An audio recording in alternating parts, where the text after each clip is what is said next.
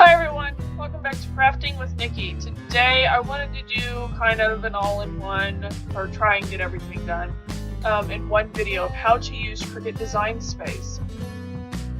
This is kind of going off of, if you have already created an account, maybe you're just wanting to touch up on some of your skills, or maybe learn something that you didn't think you knew. So we will get started by creating a new project, and then it's going to be untitled. For right now, we can go in and save it here in just a minute, but I did want to kind of jump in and show you guys how to use all these little tabs right here, how to use all of these little buttons down here and over here in the layers panel. You can also, I'll show you how to change the canvas if you are using a black shirt. You want to see what it would look like on the colors would look like on a black shirt. We'll also cover how to use two shapes to make like a new one. I'll show you all the fun different text tools, how to curve, how to change the spacing, all that kind of fun stuff. I'll show you how to kind of use the images department, or the images folder, a little bit quicker, so that way you're not scrolling through trying to find the last thing that you uploaded. I'll also talk a little bit about Cricut Access, just to give you guys kind of an overhead of what it is, and maybe you need it, maybe you don't. It's fine if you don't need it. But we will cover kind of all that fun stuff. I'm not going to really cover print and cut. This is more going to be for how to use the files for cutting files. So we will talk about that. I'll also talk about templates a little bit. Why don't we start there?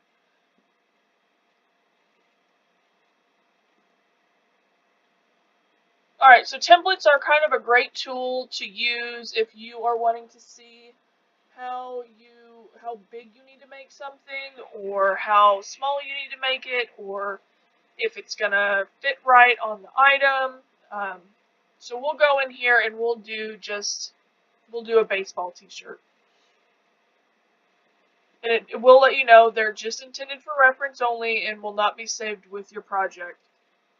And what that means is it's not going to print or cut the t-shirt out.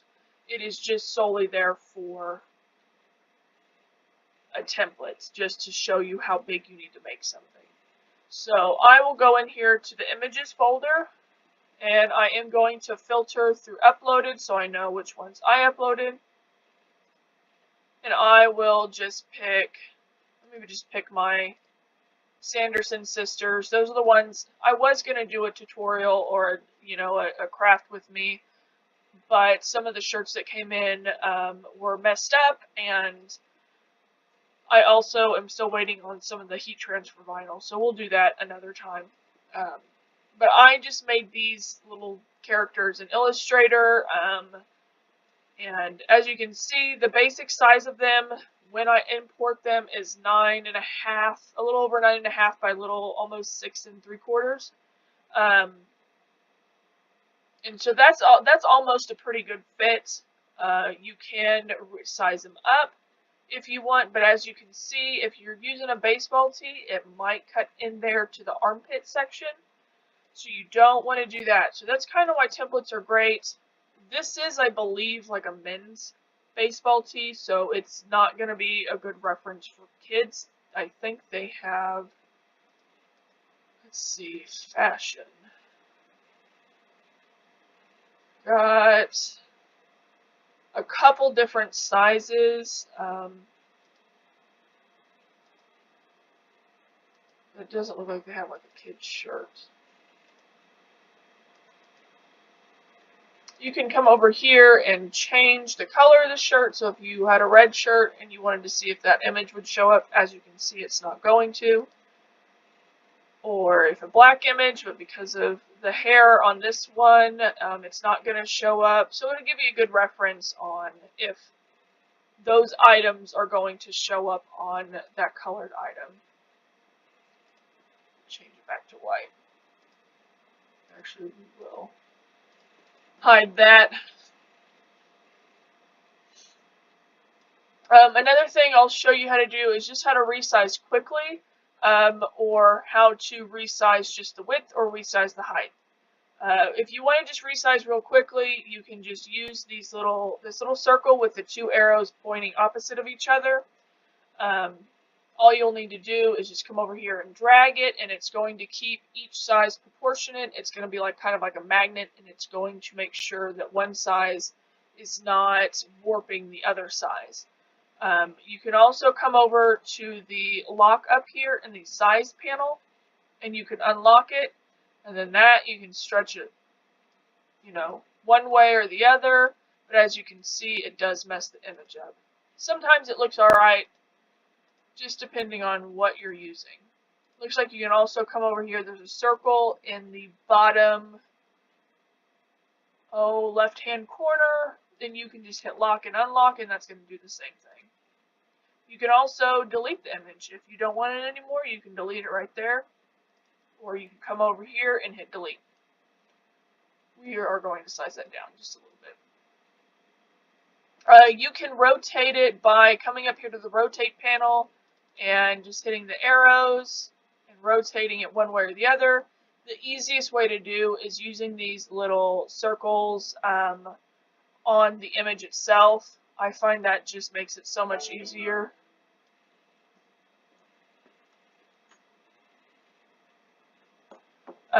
But the rotation one is in the top right-hand corner, and it's just got a little half circle, almost looks like a donut with a little arrow pointing one way to show you that you can rotate it.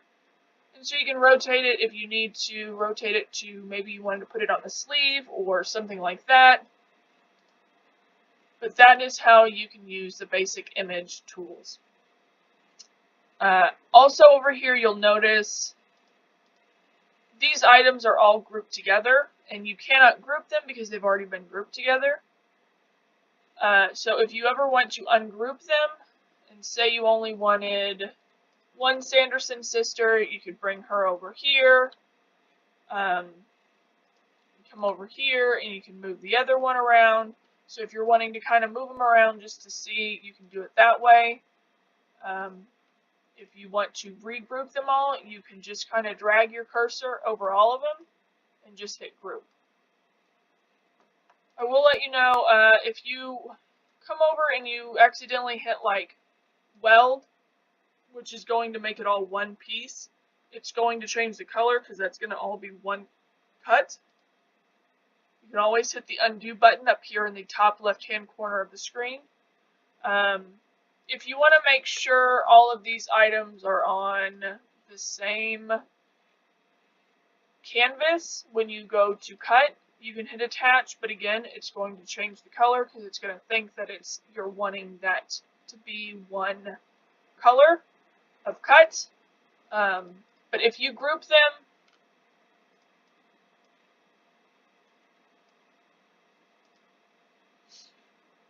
it will show you, how to do it that way as well. So that way they are all grouped together, and then that way when you click on one, you're not moving, you're not kind of making the hair come up too high on one or the other. So that's how you use the basic tools for importing images. I will show you real quick on how to upload images. You just come down here to the bottom, the far left to the very bottom. It says upload. It's got a little cloud with a little arrow pointing up. Just hit the upload button, and you can do it one or two ways. You can have your file folder open and you can drag and drop your folder or your files. I try to only upload SVGs. SVGs are going to separate. Cricut will automatically know that it's a cut file, and it'll also save you time from having to change the color or go in and select what you don't want. A I'll show you real quick if you were to upload like a JPEG. Let me find one. Oops. Alright, this one right here is a JPEG that I found. You would have to, once you import it, it's going to know, and it's not going to know where to cut. So you would have to select, I usually select moderately complex for these, and then you're going to want to select the select and erase, and that would come in and select all the white that was around it, and then you would have to select if you wanted it to be a print then cut, or if you wanted it to just be a cut image, which you would want it to be a cut image if you wanted to cut like vinyl decals out of those. But you can also upload by hitting the browse button right here.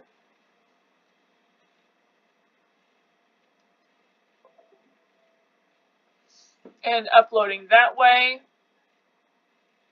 and following the directions. But you can either hit the browse button or you can just drag and drop. Either way.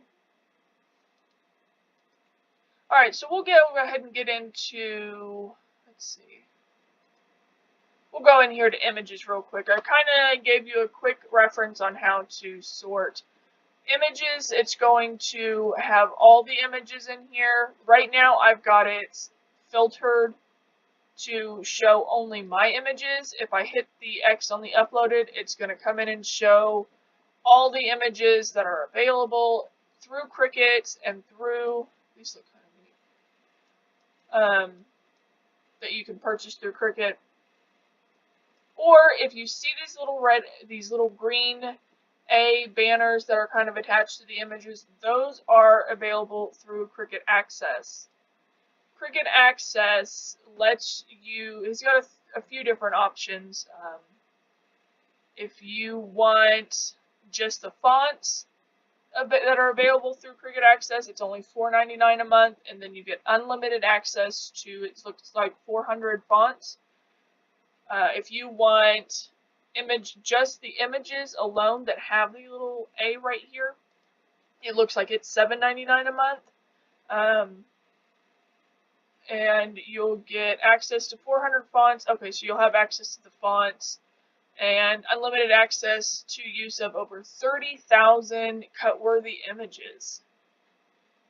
The $9.99 premium membership, okay, you'll get like a discount on, if there's like designer images, you'll get a savings. You also get priority member care and free economy shipping on orders over 50.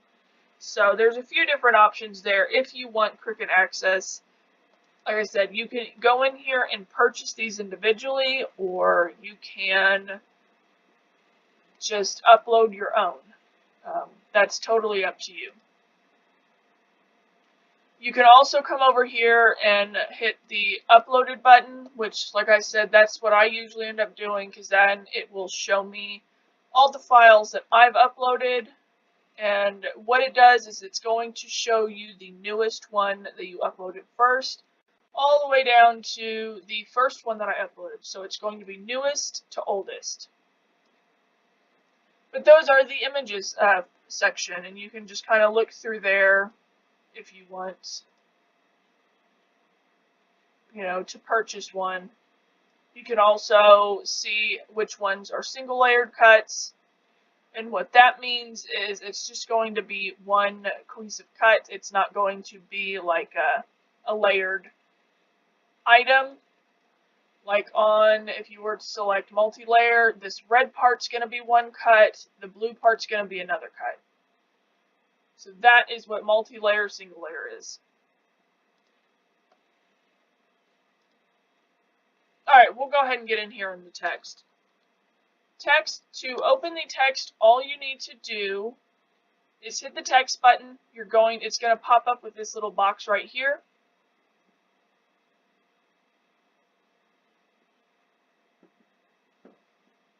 It's going to pop up with this little box. You can put your type in there.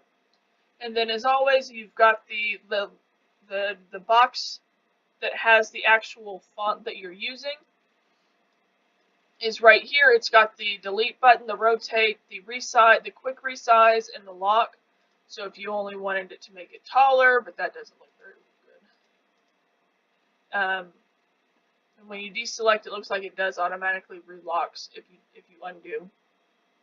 But if you wanted to come in here, and I'll show you how to find your fonts that are uploaded to your computer. You can come over here, and all these fonts are going to be available. It's going to have your system fonts and just the Cricut fonts. The Cricut fonts will have like a little A if it's part of the access, or if you need to pay for the font. But if you want just your font, just hit the system, and your Cricut will automatically upload those when you close out.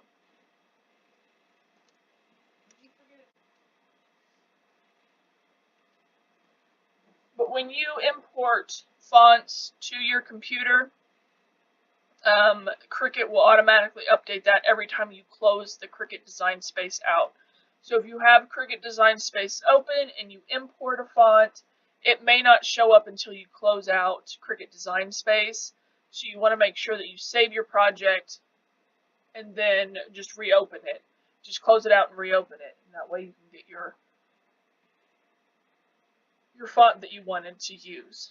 If you wanted to search just through there, we will do Itsy Bitsy. Oops. I didn't spell it.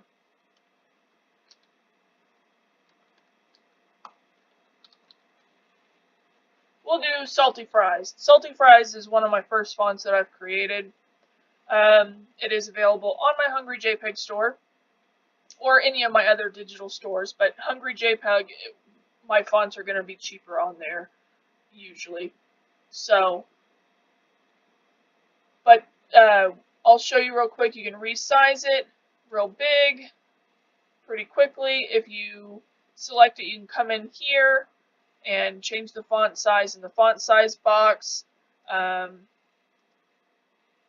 If you wanted to make it a little bolder, or if you wanted it to be regular, you could also change the letter spacing by selecting that right there. And what that's going to do is it's going to kern your letters and it's going to space them out. I think it was at a 1.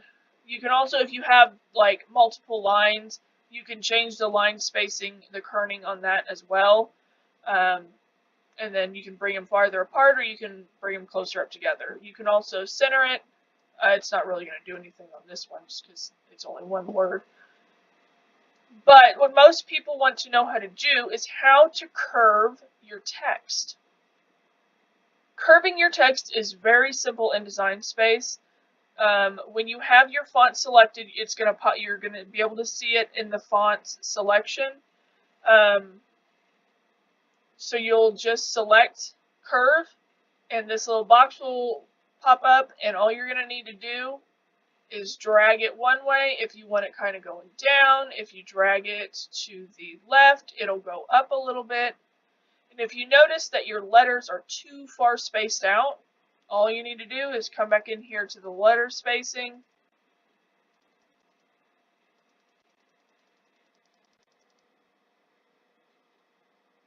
And it will change that.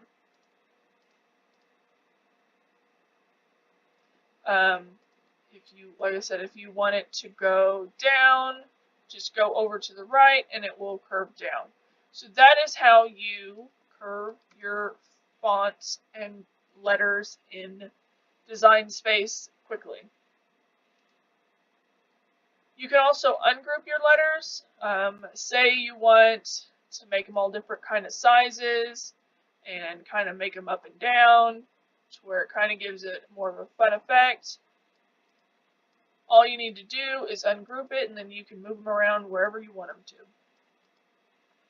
So those are the basics in Design Space on how to use the font selection. Alright, we'll get into shapes. The shapes are pretty self-explanatory. One of the things you can do with shapes, you can make the leather earrings out of them. You can also use them to create other shapes. So I have the circle here, and say I want them to make a donut cut shape. What I will do, I'm going to come in here and change the color of one. I'm going to hit duplicate over here to the far right in the layers panel. I'm going to select the other circle, and how you change the color is this next to the scissors in your layers panel. You're going to see a little colored circle. All you need to do is select it, and it's going to bring up the colored image or the color box, and you can change it to whatever color you want. And what that will do is that's going to separate it. If we went to make it right now, oh, I've got it on a template. So what that would do is it would separate it into two separate mats because it is a different color. It's going to think, Cricut Design Space is going to think that you want it two different colors. And you can do a quick select of everything by just dragging your cursor over both the items, and then you've got both items selected.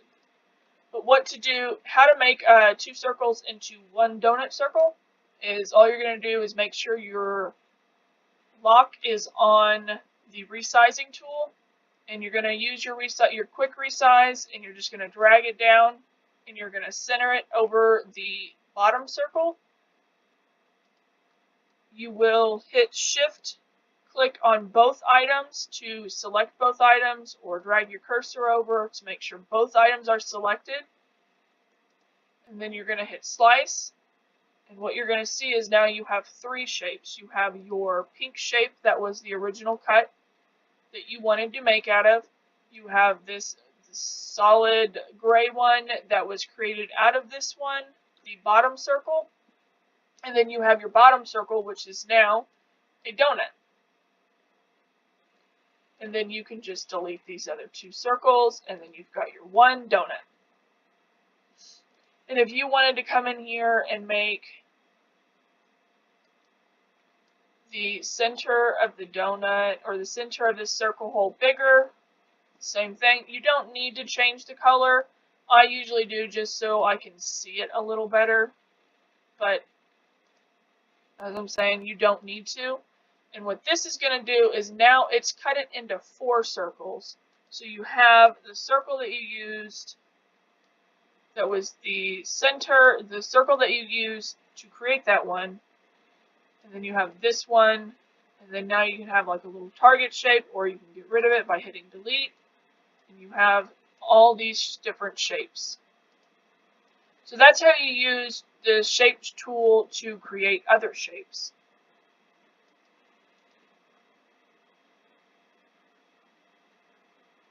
If you want to save your project, all you need to do is hit the save button up here, and you will just fill it in. If you don't want it to be public, just unclick that box, hit save, and your project was saved. And then when you close out your Cricut Design Space and you go back in, it's going to be right there, and you can hit test project, hit make it,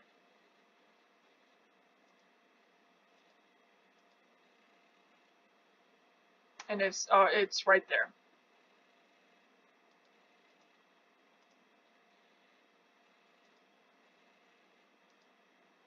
Or you hit customize. If you want to hit make it, it'll automatically go into make it. But since there was nothing in there, just hit customize and it'll reopen that canvas. So let's see, we did go over the templates, the projects, the images, the text, the shapes, and the upload.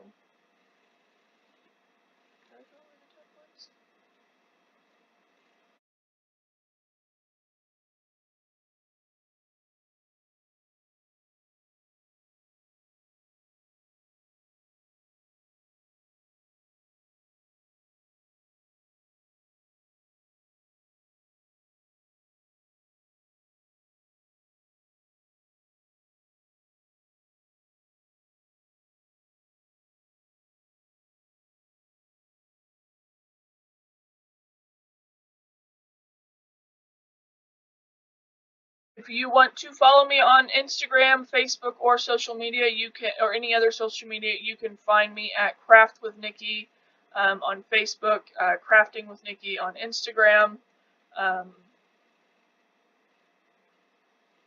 And I thank you guys for stopping by.